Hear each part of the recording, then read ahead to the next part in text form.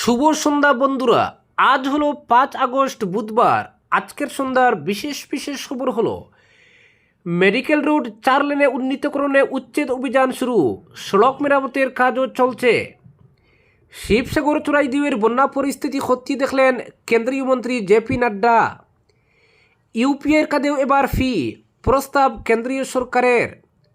রুকনি নদীর সেতু আজও স্বপ্ন, ঝুঁকি নিয়ে সাঁকো দিয়ে প্রতিদিন পারাপার হাজারো মানুষের। নাবালিকাকে অপহরণ করে ধর্ষণ, কারাদণ্ড কাটিগড়ার যুবকের। ককরুচদের সংগঠন বিস্তার, রাজ্যের শীঘ্রই কমিটি, কলেজ বিশ্ববিদ্যালয়ের শাখা। কলকাতায় ভারত ব্রাজিল ম্যাচ ঘিরে প্রস্তুতি শুরু, নজরে পরিকাঠামো ও টিকিটের কালোবাজারি। হাইলাকান্দি জেলা বার অ্যাসোসিয়েশনের উদ্যোগে বন্যা ত্রাণ সংগ্রহ অভিযান। কাটাখালের গ্রাসে উত্তর জোসনাবাদ, জলে কোটি টাকার প্রকল্প, নতুন করে ভাঙ্গন। এবং সর্বশেষ খবরটি হল 10 আগস্ট থেকে ভর্তুকির ডাল চিনি। এবারে শুনুন বিস্তারিত খবর। শিলচরের মেহেরপুর মেডিকেল রোডকে 2 লেন থেকে 4 লেনে উন্নীত করার প্রকল্পে গতি এসেছে। আজ থেকে মেহেরপুরের বীরবল বাজার এলাকায় অধিগ্রহণকৃত জমিতে প্রশাসনের উচ্ছেদ ও ভাঙ্গার অভিযান শুরু হয়েছে। অভিযান শুরুর আগে প্রশাসনের পক্ষ থেকে এলাকায় মাইকিং করে স্থানীয় বাসিন্দা ও ব্যবসায়ীদের নির্ধারিত সময়ের মধ্যে দোকানপাট ও অন্যান্য সামগ্রী সরিয়ে নেওয়ার নির্দেশ দেওয়া হয়। প্রকল্প বাস্তবায়নের স্বার্থে পর্যায়ক্রমে উচ্ছেদ ও ভাঙ্গার কাজ চালিয়ে যাওয়া হবে বলে জানিয়েছে প্রশাসন। সমগ্র অভিযানের তদারকি করেন পূর্ত বিভাগের নির্বাহী প্রকৌশলী অনিরুদ্ধ নাগ। প্রশাসনের দাবি, 4 লেন প্রকল্পের কাজ দ্রুত শেষ করতে ধাপে ধাপে উচ্ছেদ কার্যক্রম পরিচালিত হবে। এজন্য সাধারণ মানুষের সহযোগিতাও কামনা করা হয়েছে। এদিকে রাজ্যের মন্ত্রী কৌশিক রায়, শিলচরের বিধায়ক রাজদীপ রায়ের লিখিত নির্দেশ এবং কাছাড়ের জেলা আয়ুক্তের নির্দেশনায় মেহেরপুর মেডিকেল কলেজ সড়কের বড় বড় গর্ত মেরামতের কাজও শুরু করেছে শিলচর পূর্ত বিভাগের রৌড শাখা। প্রশাসনের আশা, 4 লেন প্রকল্প বাস্তবায়িত হলে যানজট উল্লেখযোগ্যভাবে কমবে এবং শিলচর শহরের যোগাযোগ ব্যবস্থা আরও উন্নত, নিরাপদ ও গতিশীল হবে। একই সঙ্গে সড়ক প্রশস্তকরণ ও মেরামতের কাজ একসঙ্গে চলায় স্থানীয় বাসিন্দাদের মধ্যেও স্বস্তির প্রত্যাশা দেখা দিয়েছে। পরবর্তী খবরটি হলো বিনামূল্যে লেনদেনের দিন কি তবে শেষ হতে চলল। ভারতের ডিজিটাল লেনদেনের প্রধান হাতিয়ার ইউপিআই। এবার ইউপিআই পরিষেবায় বড় পরিবর্তনের কথা ভাবছে কেন্দ্র। সম্প্রতি সংসদে পেমেন্ট অ্যান্ড সেটেলমেন্ট সিস্টেমস অ্যাক্টের সংশোধনী পেশ করেছেন অর্থমন্ত্রী নির্মলা সীতারমণ। এটি আইনি ছাড়পত্র পেলে ভবিষ্যতে নির্দিষ্ট কিছু ইউপিআই লেনদেনের উপর মার্চেন্ট ডিসকাউন্ট রেট বা এমডিআর নামে এক ধরনের প্রসেসিং ফি বসাতে পারবে সরকার। অবশ্য এখনই কোনো ফি চালু করা যাচ্ছে না। একাধিক প্রতিবেদন মারফত জানা গিয়েছে কীভাবে এই নতুন ফি হিসেব করা হবে তা নিয়ে ইতিমধ্যেই সরকারি স্তরে আলোচনা চলছে। যেমন বড় অঙ্কের লেনদেনের ক্ষেত্রে 2000 টাকার বেশি লেনদেনের হলে 0.3 থেকে 0.5% এমডিআর বসানো হতে পারে। যেসব ব্যবসায়ীরা বার্ষিক বিক্রি 1.5 কোটি টাকার বেশি, মূলত তাদের উপরই এই ফি চাপানোর পরিকল্পনা চলছে। ছোটো ছোটো দোকানের এখনই চিন্তার কারণ নেই। পাড়ার মোড়ের ছোটো দোকান বা খুচরো বিক্রেতাদের উপর যাতে কোনো বাড়তি চাপ না পড়ে সেদিকে নজর দেওয়া হচ্ছে। জানা গিয়েছে সাধারণ গ্রাহকদের এই ফি দিতে হবে না, তাদের জন্য পরিষেবা আগের মতোই বিনামূল্যে থাকছে। পরবর্তী খবরটি হলো শিবসাগর চোরাইদিউয়ের বন্যা পরিস্থিতি খতিয়ে দেখলেন কেন্দ্রীয় মন্ত্রী নাড্ডা। উজান আসামের ভয়াবহ বন্যা পরিস্থিতির প্রেক্ষাপটে আজ শিবসাগর ও চোরাইদিউ জেলার একাধিক বন্যা কবলিত এলাকা পরিদর্শন করেন কেন্দ্রীয় স্বাস্থ্য ও পরিবার কল্যাণ মন্ত্রী জগৎ প্রকাশ নাড্ডা। সফরকালে তিনি ক্ষতিগ্রস্ত অঞ্চল ঘুরে দেখে বন্যায় হওয়া ক্ষয়ক্ষতির খোঁজ নেন এবং দুর্গত পরিবারের সদস্যদের সঙ্গে কথা বলে তাদের সমস্যা, চাহিদা ও দুর্ভোগের কথা শুনেন। চন্টক থেকে নেপালিখুঁটি পর্যন্ত বিভিন্ন বন্যা দুর্গত এলাকা পরিদর্শনের সময় নাড্ডা বন্যার প্রকৃত চিত্র সরেজমিনে পর্যবেক্ষণ করেন। স্থানীয় বাসিন্দাদের সঙ্গে মত বিনিময় করে তিনি তাদের পাশে থাকার আশ্বাস দেন এবং প্রয়োজনীয় সব ধরনের সহায়তা প্রদানের প্রতিশ্রুতি ব্যক্ত করেন। সরকারি সূত্রের দাবি, কেন্দ্রীয় মন্ত্রীর এই সফর বন্যা দুর্গত মানুষের পাশে কেন্দ্রীয় সরকারের অঙ্গীকারেরই প্রতিফলন। ক্ষতিগ্রস্ত পরিবারগুলিকে ত্রাণ, ক্ষতিপূরণ এবং পুনর্বাসনের ক্ষেত্রে কেন্দ্র ও রাজ্য সরকার সমন্বিত কাজ করছে বলেও জানানো হয়। এদিকে প্রধানমন্ত্রী নরেন্দ্র মোদী আসামের বন্যা পরিস্থিতির উপর নিয়মিত নজর রাখছেন এবং প্রয়োজন অনুযায়ী সব ধরনের সহযোগিতা দেওয়ার আশ্বাস দিয়েছেন। কেন্দ্র ও রাজ্য সরকারের যৌথ উদ্যোগে দ্রুত বন্যা পরিস্থিতি মোকাবিলা এবং ক্ষতিগ্রস্তদের সহায়তা নিশ্চিত করার লক্ষ্যে পদক্ষেপ অব্যাহত রয়েছে। পরবর্তী খবরটি হলো, নাবালিকাকে অপহরণ করে ধর্ষণ, কারাদণ্ড কাটিগড়ার যুবকের। নাবালিকাকে অপহরণ করে ধর্ষণের মামলায় যুবককে কারাবাসের সাজা শোনালো কাছাড়ের জেলা ও দায়রা জজ বিপ্রজিৎ রায়ের আদালত। সাজাপ্রাপ্ত যুবক শর্মিন উদ্দিন ওরফে সাইনুল ওরফে কুটিন কাটিগড়া থানা এলাকার শ্রীপুর দ্বিতীয় খণ্ডের বাসিন্দা। ঘটনা 2023 সালের।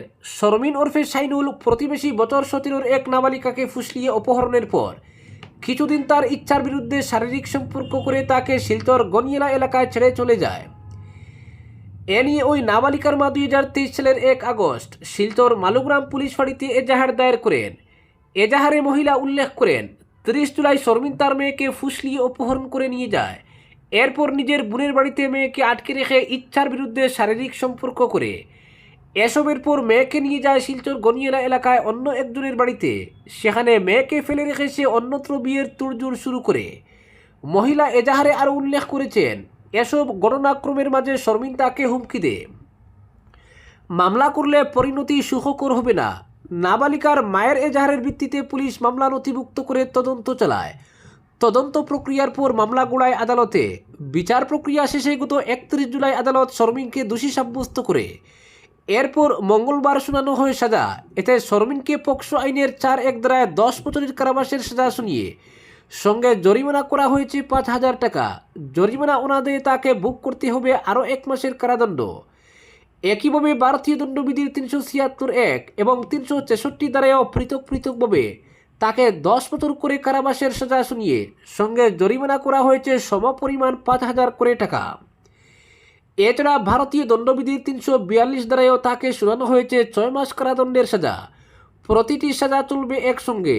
এই মামলায় সরকার পক্ষের আইনজীবী ছিলেন RM দাস এবং শর্মিনের পক্ষে ছিলেন YA লস্কর। পরবর্তী খবরটি হল, ককরোচদের সংগঠন বিস্তার, রাজ্যের শীঘ্রই কমিটি। এতদিন শুধু সামাজিক মাধ্যমে আবদ্ধ ছিল ককরোচরা। সামাজিক মাধ্যমে সংগঠিত হয়ে বিশাল আন্দোলন হয়েছে দিল্লির যন্তর মন্তরে। কেন্দ্রীয় শিক্ষামন্ত্রীকে অবধি ইস্তফা দিতে হয়েছে। তবে এবার শাখা প্রশাখা বিস্তার হতে চলেছে ককরোচ জনতা পার্টির। দেশের প্রতিটি রাজ্যের সঙ্গে আসামেও রাজ্য কমিটি গঠিত হবে। রাজ্যের প্রতিটি কলেজ বিশ্ববিদ্যালয়ে গঠিত হবে শাখা কমিটি। তবে ককরোচরা শেষ পর্যন্ত রাজনৈতিক দল গঠন করবে না, অরাজনৈতিক থাকবে। সেটা নির্ধারিত হবে আগামী 5-6 আগস্ট মুম্বাইয়ে অনুষ্ঠেয় বৈঠকে।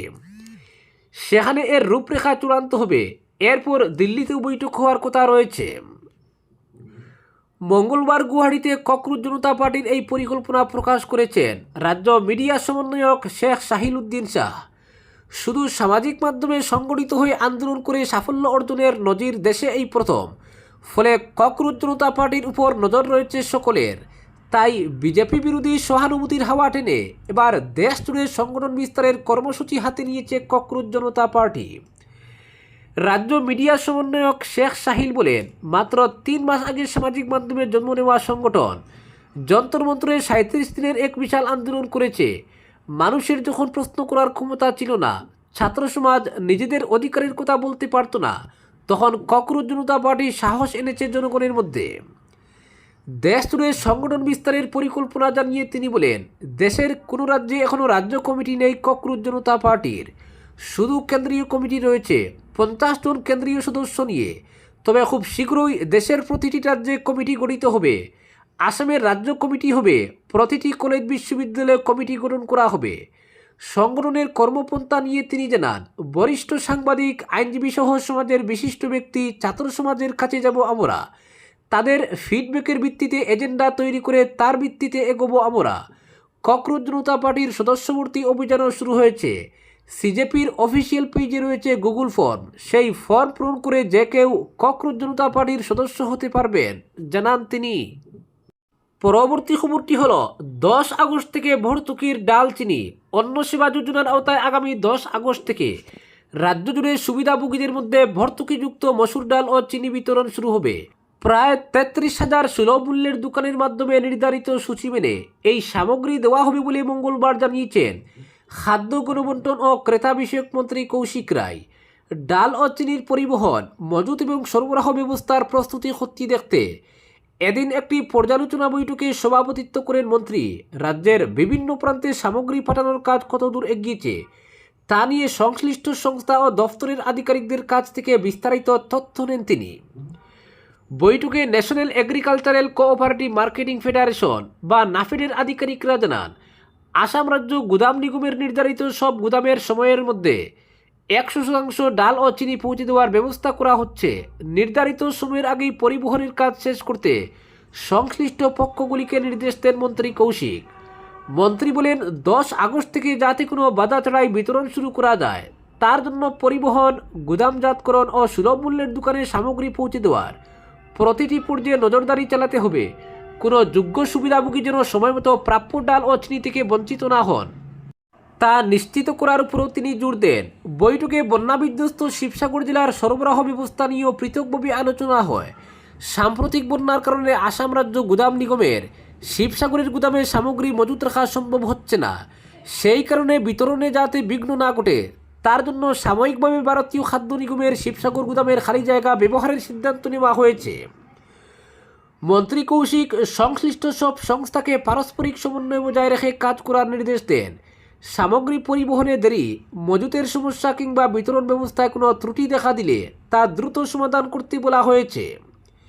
খাদ্য সুরক্ষা ও জনকল্যাণে রাজ্য সরকার দায়বদ্ধ বলে উল্লেখ করে মন্ত্রী জানান, অন্ন সেবা যোজনা সুষ্ঠুভাবে কার্যকর করতে গোটা সরবরাহ ব্যবস্থার উপর নিয়মিত নজর রাখা হচ্ছে।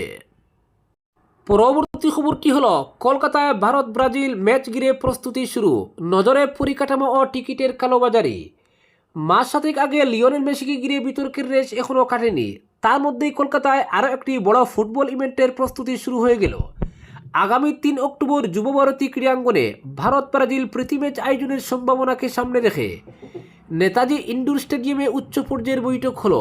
বৈঠকে উপস্থিত ছিলেন পশ্চিমবঙ্গের ক্রীড়ামন্ত্রী ইন্দ্রনীল খা, সর্বভারতীয় ফুটবল ফেডারেশনের সভাপতি কল্যাণ চৌবে, ক্রীড়া পূর্ত ও পুলিশ প্রশাসনের শীর্ষ আধিকারিকরা। ম্যাচ আয়োজনের পাশাপাশি ক্রীড়া পরিকাঠামো উন্নয়ন নিয়েও আলোচনা হয়। ক্রীড়ামন্ত্রী জানান, বাংলাকে আন্তর্জাতিক ক্রীড়া মানচিত্রে আরও শক্ত জায়গায় নিয়ে যেতেই এই ধরনের ম্যাচ আয়োজনের উদ্যোগ নেওয়া হচ্ছে।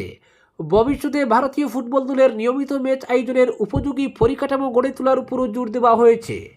টিকিটের কালোবাজারি এবং অনিয়ম রুখতে প্রযুক্তি নির্ভর ব্যবস্থা গ্রহণের বিষয়ে আলোচনা হয়েছে বলে সূত্রের খবর। গত সপ্তাহে ব্রাজিলের একাধিক সংবাদ মাধ্যমে প্রকাশিত হয়, 3 অক্টোবর কলকাতার যুবভারতীতে ভারতের বিরুদ্ধে প্রীতি ম্যাচ খেলতে পারে 5 বারের বিশ্ব চ্যাম্পিয়ন ব্রাজিল। পরে সেই সম্ভাবনার কথা কার্যত নিশ্চিত করেন ক্রীড়ামন্ত্রী। তবে সূত্রের খবর, ভিনিসিয়াস জুনিয়রদের মূল দল নয়, ব্রাজিলের এ দলই কলকাতায় খেলতে আসতে পারে, যদিও এ বিষয়ে এখনও আনুষ্ঠানিক ঘোষণা হয়নি। ব্রাজিলের মতো বিশ্ব ফুটবলের অন্যতম শক্তিশালী দলের সম্ভাব্য সফর ঘিরে ইতিমধ্যেই উন্মাদনা তৈরি হয়েছে শহরের ফুটবল প্রেমীদের মধ্যে। আজকের বিশেষ সংবাদ এখানেই সমাপ্ত।